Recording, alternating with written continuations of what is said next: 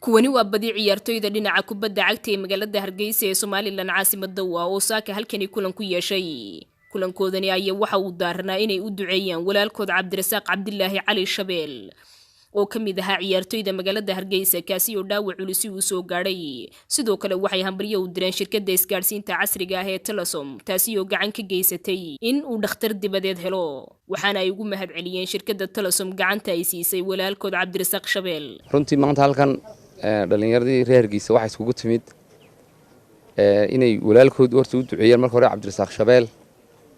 oo ku dhaawacmay isagoo kubad ciyaaraya waxaan leenahay Ilaahay subxaanahu wa ta'aala caafimaad ha siiyo waxaan runtii halkan uga mahadnaqanaa shirkadda Telesom oo ka qayb qaadatay inay gargaar degdeg ah u fududiyaan walaalkeen Cabdirasaaq oo runtii dhakhtar dibadeed u baahnaa oo marka koobaad aan u mahadnaqayno shirkadda Telesom hawshii iyo gacantii ay ka geysatay ninkii ciyaartoyga ahaa dhalinyarada ahaa ee asxaabteena ahaa ciyaalkii dhalinyarada kubadda sportska ahaa Cabdirasaaq Cabdilaahi Cali Shabeel oo runtii u baahnaa gargaar degdeg ah in si dhaqso ah isbitaal loo geeyo oo ay shirkadda Telesom hawsha mas'uuliyadeedii qaaday waa u ducaynaynaa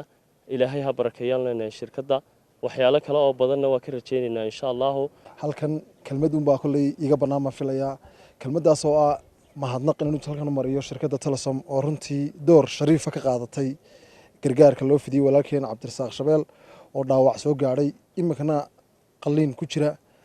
waynu ducaynaa walaalkeen Ilaahay inuu caafimaad siiyo insha Allah isagoo lugiisa ku socdana way noo soo noqdo marka kelmadan waxa noqonaysaa mahadnaq shirkadda Telesom siday mar walba diyaar ka tahay in dhalinyarada ay caawisaanba waxa la qabato waxaan horta Ilaahay ugu baryaa walaalkeen Cabdirasaaq Shabeel in xaaladiisa Ilaahay u fududeeyo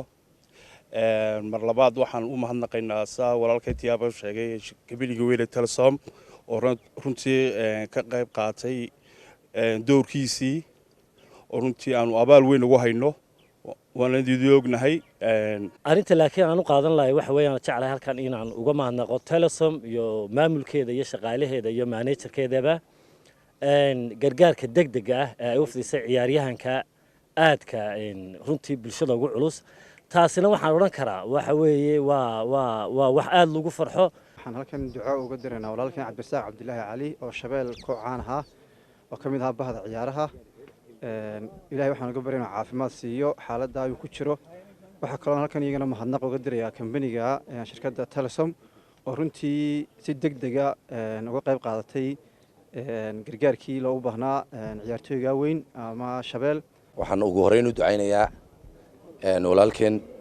ciyaartoygii weynaa Cabdirasaaq Cabdilaahi Warsame oo ku magac dheeraa Shabeel oo dhaawac xun soo gaaray waxaan Ilaahay uga baryayaa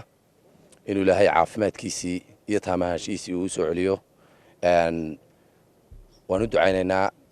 ducaayeen waajiba marka labaad waxaan u hambaleynaynaa company-ga isgaarsiinta Telesom marka hore waxaan u ducaynaynaa walaalkeen inuu Ilaahay caafimaad sareecana siiyo inuu Ilaahay dhakhtarka uu tagay caafimaad ka siiyo ma garanaysaa uu inoo soo caafimaado isagoo socdana inoo soo noqdo insha Allah taala mar labaad waxaan u mahadnaqayaa shirkadda Telesom sagal Beldeq Axmed Honkebel TV Hargeysa adeega cusub ee shirkadda Dahabshiil iyo Idahab